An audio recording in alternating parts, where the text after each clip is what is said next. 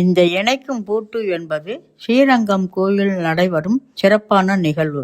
இது என்ன வரலாறு என்றால், இரு உறவினர் வீட்டார் சண்டை போட்டு பெரிய பிரச்சனை ஏற்படும் போது இங்கு கல் கொடிமரத்தில் பூட்டு போட்டு இரு குடும்பங்களின் தொடர்பும் தற்காலிகமாக துண்டிக்கப்பட்டுவிடும். சிறிது காலம் கழித்து, அதாவது 6 மாதமோ 1 வருட காலத்திலோ இரு குடும்பத்தில் ஏதாவது ஒரு சுப நிகழ்ச்சியோ அல்லது இறப்புக்கோ சேர வேண்டிய சூழ்நிலை ஏற்படும் போது பூட்டை கழட்டிவிட்டு மீண்டும் உறவை புதுப்பித்து கொள்ளலாம்.